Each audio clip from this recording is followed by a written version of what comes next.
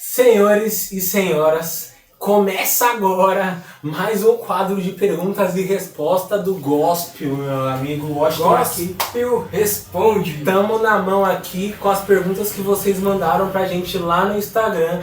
E sem enrolation, muito obrigado pelas perguntas que vocês mandaram.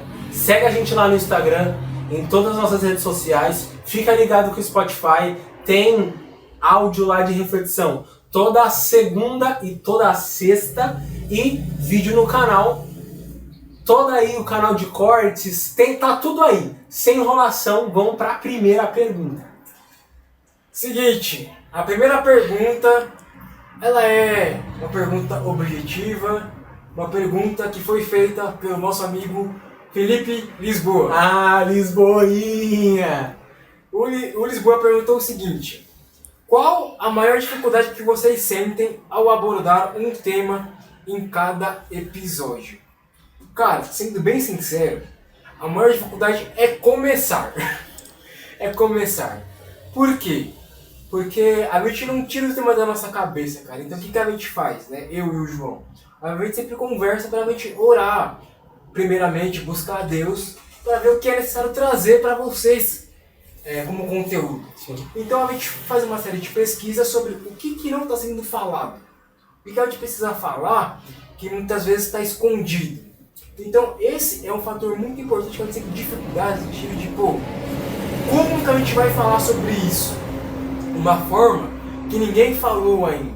Porque realmente, há muitos temas que a gente já tratou aqui, que se você for procurar em outros canais, cara, você não vai achar igual. Sim. Porque a gente tratou de uma forma única e exclusiva. Exatamente. Então, a principal dificuldade que a gente tem nesse quesito é justamente começar a tratar do tema. A questão de roteiro, aí já é uma coisa mais burocrática, mas pensar, buscar a Deus, pra gente saber o que a gente vai falar, é o que a gente coloca como prioridade, realmente é o mais difícil. E é o mais difícil, cara, porque a gente não pode falar besteira, né? A gente não pode simplesmente direcionar vocês por um caminho errado ou aleatório da nossa cabeça, porque existem pessoas que nos seguem, pessoas que são influenciadas por aquilo que a gente faz e fala. Então, com certeza, tomar cuidado para o que a gente vai tratar e como a gente vai tratar é a parte mais difícil. E principalmente, o principal é a gente fazer um conteúdo de acordo com aquilo que a Bíblia, a Palavra de Deus, diz. Esse sempre foi o nosso foco e o objetivo principal. Vamos agora para a segunda pergunta. João, qual que é a pergunta que nós vamos responder agora? Essa pergunta é de uma menina de 14 anos, que quando a gente recebeu eu fiquei abismado, cara. Lembrando, tá? Essa pergunta quem fez foi a Luísa. Então, Luísa, sua pergunta está sendo respondida aqui. É nóis, Luísa. Em quais textos evidencia a doutrina da Trindade? Só um adendo, mano. Tem crente velho que nem sabe o que é a Trindade. Então, muito obrigado, Luísa, pela sua pergunta. Seguinte, tem dois textos muito legais. Gênesis 1:26, né? Que Deus chega e fala assim, façamos o homem a nossa imagem e semelhança. Ou seja, você percebe que ali tem mais de uma pessoa, porque ele diz façamos, né? No plural. Então você já detecta, parece que o Deus Pai, o Deus Criador, não é o único que atua na lógica cristã. Mas aí, quando a gente pula, né, bem lá pra frente, quando Jesus aparece, a gente acha que em Mateus 3, no capítulo 3, versículo 21, que é quando Jesus é batizado por João Batista e desce o Espírito Santo. E, cara, esse texto é muito importante na doutrina da Trindade. Por quê? Porque ali a atuação das três pessoas. O Deus Pai, que fala, esse é o meu filho amado em quem eu tenho prazer. Jesus sendo batizado e preparado para o teu ministério. E o Espírito Santo que desce sobre Jesus. Então a doutrina da Trindade ela é evidenciada em todo o contexto cristão. Mas esses dois versículos, esses dois textos, eles são principais para que você entenda como a Trindade existe e como ela atua. Ou seja, o Deus Pai dá a palavra, Jesus vem e executa o que o Deus Pai manda, e o Espírito que vem para a Terra para habitar em nós e para continuar nos dando direcionamento. Então esses dois textos são os melhores textos para você seguir. E tem na continuidade dessa passagem aí, que Jesus é batizado, se você for analisar o texto, diz que em seguida o Espírito conduziu Jesus ao deserto. Então, realmente, cada um tem uma função, eles são distintos no quesito de autoridade e funções. Sim, exatamente. A autoridade é a mesma, né? Que é Deus Pai, Deus Filho e Espírito, são a mesma autoridade, só que tem funções diferentes. O Pai não é o Filho, que não é o Espírito e vice-versa. Sim. Assim, não é difícil de entender, mas é uma história meio complexa como funciona a Trindade. Se você quiser, a gente pode fazer um vídeo ou uma resposta mais elaborada sobre a Trindade em si, mas esses dois textos evidenciam tudo. Ó, deixa nos comentários aí se vocês querem que a gente grave um vídeo falando só sobre a Trindade, beleza? Então, qual que é a próxima pergunta, Washington? A próxima pergunta, ela é da Luísa. Luísa? De novo? De novo, Não mano. sabia não, mano. A Luísa fez uma pergunta assim, uma pergunta muito cabulosa de ser respondida assim. Foi a pergunta mais difícil Caraca, essa... que eu recebi para responder até hoje. Até hoje, tá? Mas Luísa, parabéns pela pergunta. Uma pergunta assim, que eu juro pra você, se eu não tivesse lido, eu nunca ia ter notado a ausência daquele fato. Eu falei, caramba, meu, que negócio espetacular. Boa, Luísa. A pergunta da Luísa foi a seguinte: por que em Apocalipse 7, de 5 a 8, não é citado a tribo de Dan? Vamos lá. Lá fui eu pesquisar, ler o que estava escrito lá. E Apocalipse capítulo 7 fala a respeito das tribos que vão ser separadas para serem seladas quando Deus derramar o seu Espírito no povo lá que vai estar selado pelo Espírito de Deus, no contexto do Apocalipse. Quando o anticristo vir e tal, vai ser um povo ali de Israel selado, né? E aí cita as tribos. Cita todas as tribos, as 12 tribos. Tanto que o texto de Apocalipse 7 diz que, e vamos falar agora das 12 tribos que vão ser mencionadas, que eles vai separar para selar. Aí no versículo é falado que todas as tribos vão ser citadas. Só que tem uma curiosidade, eu vou até pedir para o João abrir, se o João puder ir, em Apocalipse capítulo 7. Apocalipse capítulo 7. Tem uma curiosidade nesse versículo que cita todas as tribos, entretanto, fica faltando a tribo de Dan. E no lugar da tribo de Dan é citada outra tribo. Eu abri aqui, João. Abri aqui também. Foram selados 12 mil tribos. Nas 12 tribos. Isso. Beleza, cita lá as 12 tribos. E aí, curiosamente, não cita a tribo de Dan. Por que não cita a tribo de Dan? Nós sabemos que Jacó teve 12 filhos, e esses 12 filhos foram o que deram o nome das tribos. Sim. Desses 12 filhos, Jacó ele engravidou uma serva de Raquel, que se chamava Bila. Então ele engravidou, essa mulher teve um filho dele, ela gerou um filho, do qual a Bila deu o nome de Dan. O que significa Dan? Significa Deus julga. Então ela diz, Deus me julgou. Esse foi o sentido. Posteriormente, quando a tribo deixa ali de ser as pessoas e passa realmente a ser tribos formadas ali por clãs, isso com o passar do tempo vai desenvolvendo até que chegamos na época de reis. Na época de reis, o império israelita é dividido em dois. Então fica uma tribo só dividida, a tribo de Judá e a tribo de Israel, que são as outras 11 tribos. Dessas tribos que ficaram divididas, nós temos um relato em Reis, em que um dos reis, que eu não me recordo o nome agora, ele impede que o povo vá para Jerusalém, acho que é o rei Jeroboão, se não me engano. Ele impede que o povo vá para Jerusalém prestar culto a Deus. Por quê? Porque Jerusalém era a capital de Israel. Então o que acontece?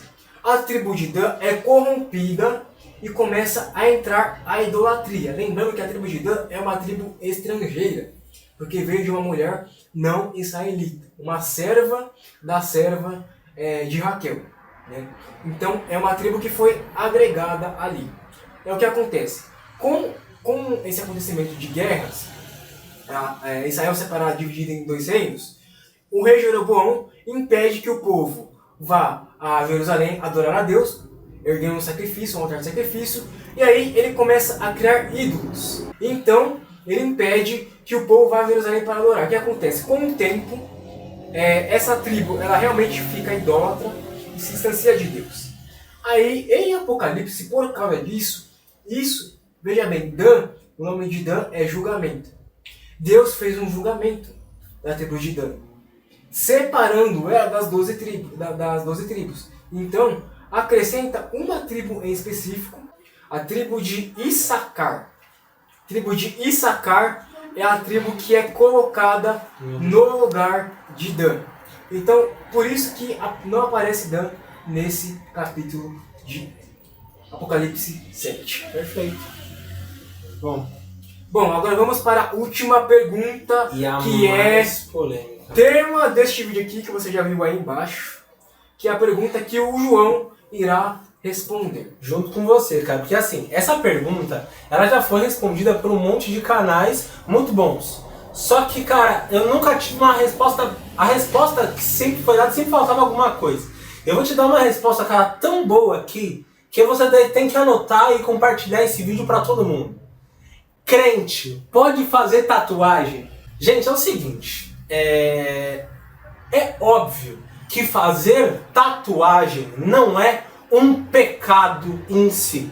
Ah, João, e Levítico fala que não pode marcar o corpo. Aí ele estava falando de uma outra questão, uma outra complexidade. A gente está falando aqui de tatuagem, de desenhos, que serve para homenagear alguém, ou você faz porque acha bonito. Fazer tatuagem é pecado? Não, mas calma. Presta atenção. Tudo que a gente faz tem que ser analisado, mano. A gente tem que fazer as coisas com um intuito. E lembra aquele vídeo que a gente comentou também em vídeo e que... a minha igreja permite a gente fazer uma tatuagem durante a ministração. A gente tem que tomar muito cuidado para essas ideias, elas não... essa liberdade que Cristo nos dá não destoar por uma irreverência e você começar a agir de qualquer forma. Fazer tatuagem não é pecado, mas assim, você quer fazer uma tatuagem? Pergunte-se por que você quer fazer. Porque a intenção é mais relevante do que se você vai fazer ou não a tatuagem. Por exemplo, eu sou doador de sangue, inclusive você também deveria ser. Eu também sou. Lindo, não sabia, mano. A gente tem que ser doador de sangue. Por exemplo, alguém que faz tatuagem, você tem que ficar 1 ano sem doar sangue. Cara, você precisa sondar. Será que um desenho no meu corpo é mais interessante do que ficar, 1 ano sem poder ajudar pessoas? É só um exemplo. Será que tu quer que essa marca fique em você pra sempre? O negócio vai enrugar, pode ficar feio, tu pode ter problema de infecção, então tem um monte de coisa. Então assim, fazer tatuagem não é pecado, mas sonde a sua intenção por detrás. Se a sua intenção for, porque eu acho bonito, a minha opinião, cara, não faça. Não faça porque tem mais problemas em se fazer do que não. Eu quero fazer porque é o nome da minha mãe, porque é o nome do meu filho. Eu, João particularmente, prefiro honrar minha mãe e o meu filho com as minhas ações do que marcar ele na minha pele. Porque justamente por ser doador de sangue, eu quero sempre poder doar e não quero ter esse intervalo. E eu penso que esse bando de crente aí que faz tatuagem, se todo mundo fosse doador de sangue, a gente poderia, cara, ajudar uma galera. Sabe? Então a gente tá falando aqui só sobre fazer tatuagem. É errado? Não. Mas sonde a sua intenção por detrás. Comenta aí, hoje. Olha, eu sou de uma denominação onde a gente não pega muito nesses quesitos de tatuagem, sobre essas coisas mais burocráticas internamente dentro da igreja. Eu compartilho da opinião do João na questão de que fazer tatuagem em si não é pecado. Se você quiser, vai da sua consciência e da sua intenção. Porque, como o João disse, você quer fazer uma tatuagem. O que isso vai trazer de benefício para você, para quem está do seu lado? Se vai trazer um benefício, é da sua consciência, é você e o seu particular com você. Tá? A gente não está aqui atacando ninguém. Porque pode acontecer, por exemplo, de uma pessoa que chega na igreja, o cara lá do mundo, o cara chega de tatuagem, e chega na igreja, ele vai fazer o quê? Vai arrancar do corpo? Não, vai deixar lá.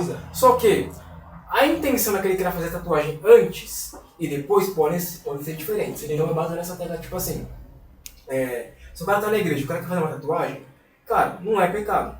Só que tem um quesito, por exemplo, tem igrejas que são mais rigorosas com isso, tem igrejas que são mais abertas a isso. Então, por exemplo, se você está indo em uma igreja, em uma instituição, onde você sabe que isso vai escandalizar o seu irmão, para que você vai fazer? Sabe? Se você vai numa denominação, todo mundo lá faz. Beleza, então vai lá onde faz, cara. Já que todo mundo lá aceita, vai lá onde faz. Agora, a questão eu sempre falo isso, né? É preferir você fazer a tatuagem numa igreja que você vai e, beleza, não faz, eu vou fazer também. Porque eu quero, eu gosto e eu faço. Beleza. Só que, não escandalize o seu irmão, eu não concordo com isso. Por exemplo, tem um cara lá que eu acho que é errado fazer tatuagem, sei lá o quê. Tem opiniões. Então, porque o cara falou que é errado, não. Agora eu vou lá fazer tatuagem, porque eu quero provar... Fazer uma bem na testa aqui. Quero provar pra esse cara que eu penso o contrário dele, então eu vou lá. Não, você vai estar escandalizando o seu irmão. A Bíblia nos orienta para fazer o quê? Não sermos pedra de tropeço para os outros. Então, assim, sonhe suas intenções. João, eu quero fazer porque eu acho bonito. Caramba, que motivação fraquinha, hein, mano? Que motivação fraquinha. Então, assim, sonde. É a opinião do Gospel, tá registrado aí. E, quero mais uma vez complementando aqui, a minha opinião é o seguinte: cada um de vocês que estão nos assistindo tem o direito de fazer o que quiser. A palavra diz que tudo é lícito, mas nem tudo nos convém. Mas a sua consciência é aquela coisa. Cara, eu quero usar um exemplo aqui só pra gente finalizar. Quando Paulo falou assim, tem gente que come carne, tem gente que não come carne, tem gente que é vegetariano e tem gente que não é. Então, não escandalize o seu irmão. Simplesmente isso. Se você está comendo carne, não vai lá jogar no seu irmão que não está comendo carne, só porque você não come carne. Ou se você come verdura, não vai forçar o seu irmão que é vegetariano, você vai estar ajudando porque você vai estar anulando o evangelho. Não tem necessidade. Galera, muito obrigado por assistir então mais um Gospel Responde. Lembra? Os links de tudo tá tudo aqui na descrição. Lembra? Nossas redes sociais, o Apoie-se, apoie o nosso canal, apoie o nosso canal porque a gente precisa, melhorar em áudio, em vídeo, em cenário. Então não esquece disso. Não esquece do nosso canal de cortes do Spotify. As reflexões estão lá, segunda e sexta. A gente vai jogar umas reflexões no Instagram também, então segue a gente lá. Todas as perguntas você faz por lá. Não esquece também, obviamente, se inscreve nesse canal, meu querido. Se inscreve logo, dá like. Pode fazer pergunta por aqui, comenta aí o que você achar necessário. Não esquece o link do meu livro também, tá aí na descrição. E acompanha a gente aqui toda semana. Gospel Responde sempre com vocês. Fiquem com Deus, meus amados.